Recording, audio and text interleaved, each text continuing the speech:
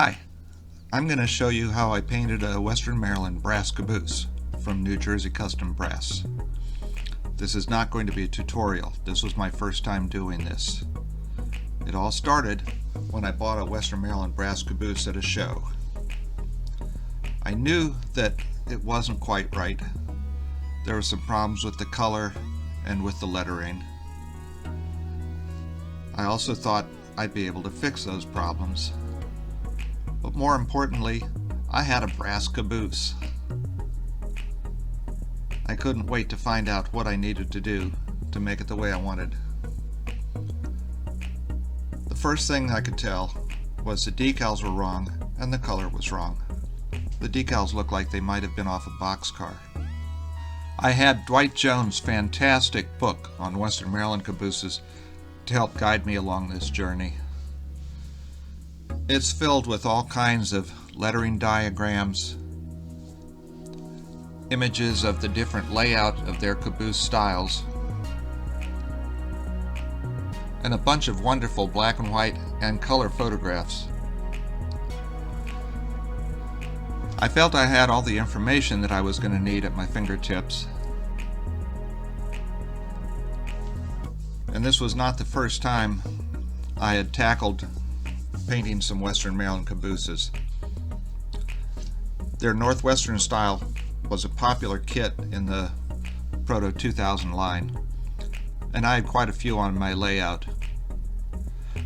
Most of them had started as undecorated kits that I had painted and decaled, although I had a few of the factory painted kits.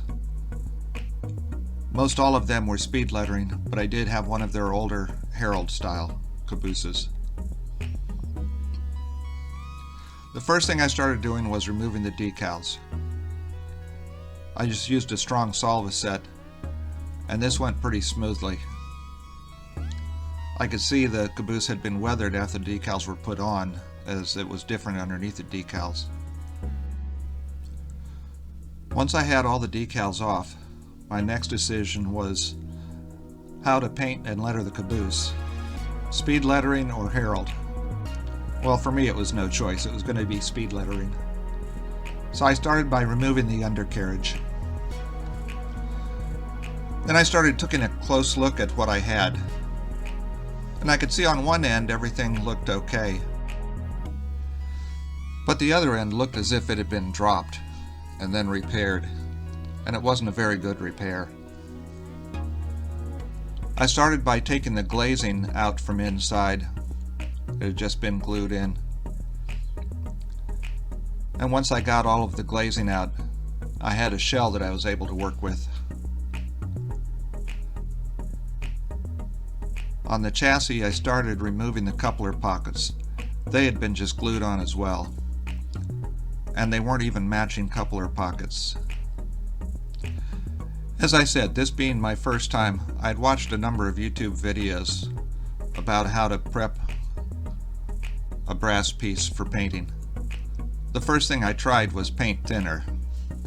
I had found it might work depending on the paint that had been used. But in my case it just crazed the paint. So I went with something stronger. I was going to have to use this outside.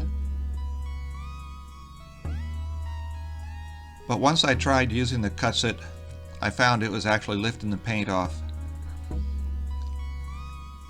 So I went ahead and filled up my dish, let it soak for a while. And to my relief, it removed pretty much all of the paint. I could see it bubbling up, and then using a soft brush, I was able to get all of it off.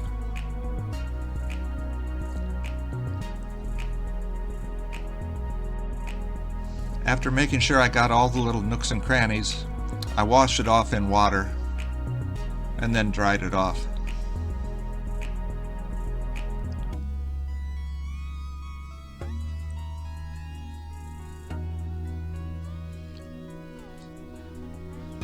So at this point, I had a nice naked brass caboose shell, and I was able to see what I was dealing with.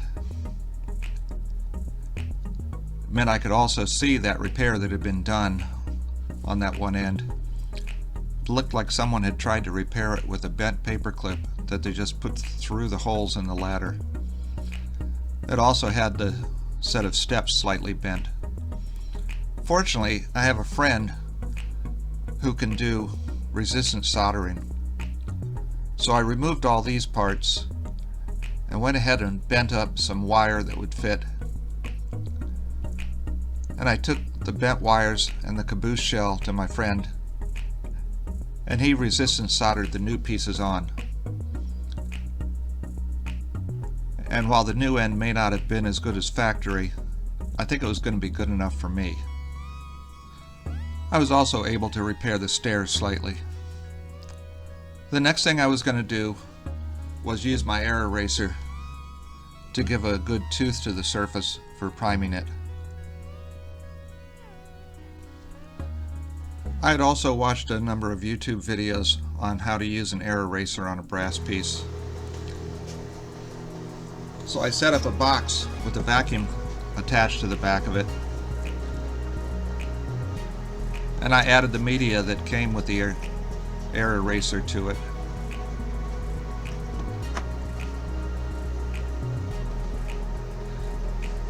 I had videotaped a couple of these processes because I wanted to see how they worked and be able to look back on them.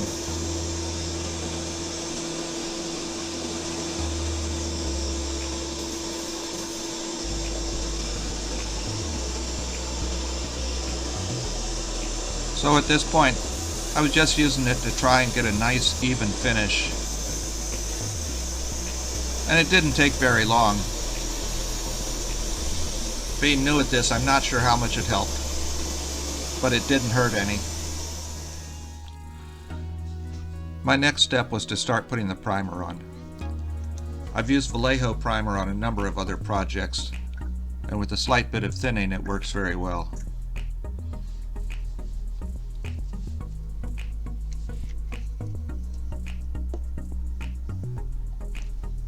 I added a few drops of thinner to my primer, just to help it flow a little bit more smoothly.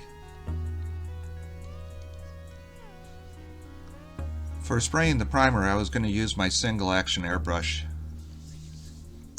I'm much more comfortable with it. I've used it for a lot longer.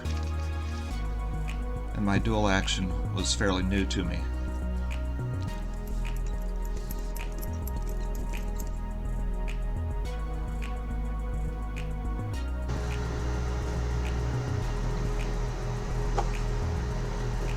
So I brought it into my airbrush booth and just started putting passes on it to put down a couple thin layers.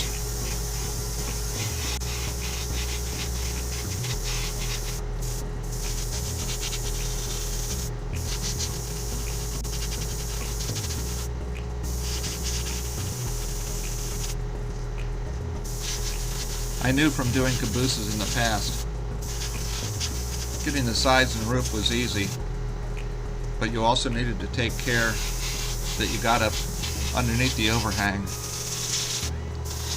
It was really easy to miss some of those parts if you weren't careful.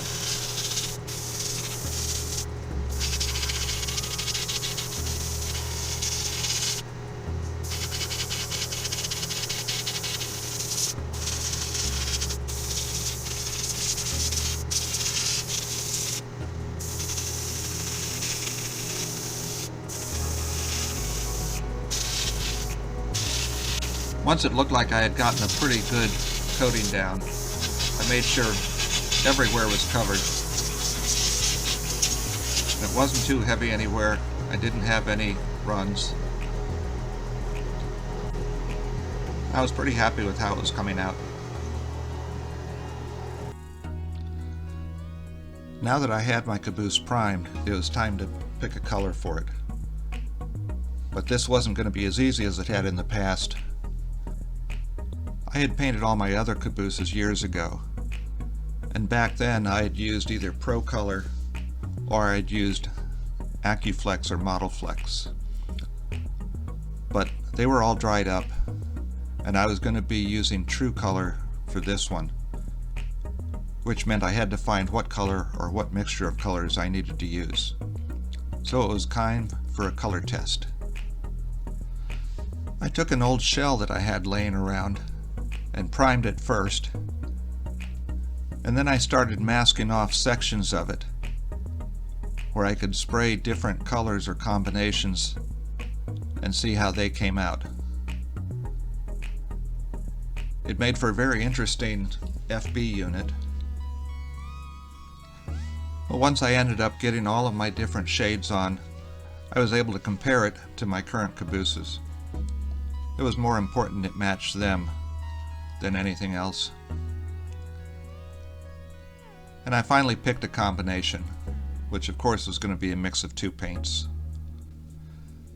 So I got everything ready for airbrushing it. I'd finally gotten myself a proper holder for the shell, and I was going to mix up my paints. I had written everything down to make sure I could repeat the process if I needed to. I'll quickly take you through the process of airbrushing it.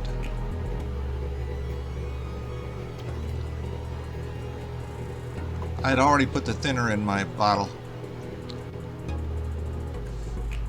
and I used a pipette to put in roughly the same amounts of the two paints I was using.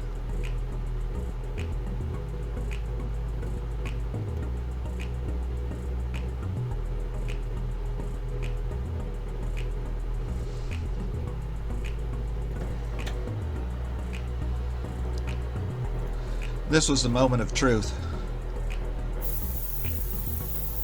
It wasn't really any different than painting any of the plastic cabooses I had in the past, except that I knew I had paid a lot more for this one.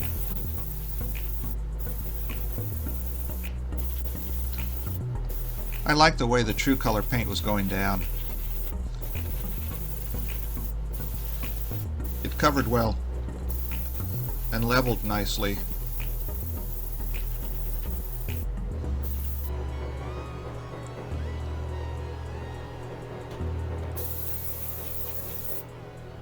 This was the first coat I put on it. After I was finished with this one and it had dried, I put a second coat on where I slightly adjusted the mixture to use a little bit more of the Tuscan red.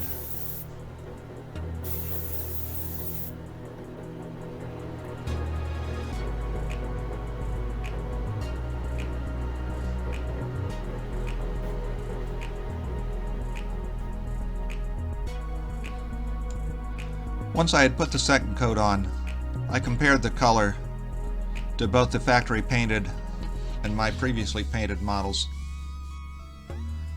And I was happy with how the color matching had come out.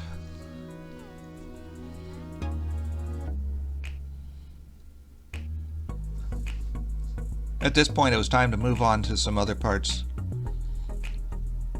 I had to paint the same color onto the trucks and then onto the couplers and coupler pockets, as that's what Western Maryland did whenever they repainted one of their new cabooses.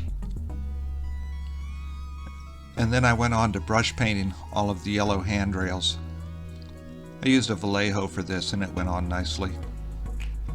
Before I started decaling my caboose, I wanted to do some tests, so I went back to my shell and I put a gloss coating over it first.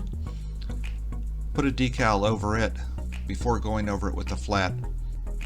I wanted to make sure this worked before I damaged the paint on my caboose. The decaling went fine. I didn't get any pictures or video of doing it.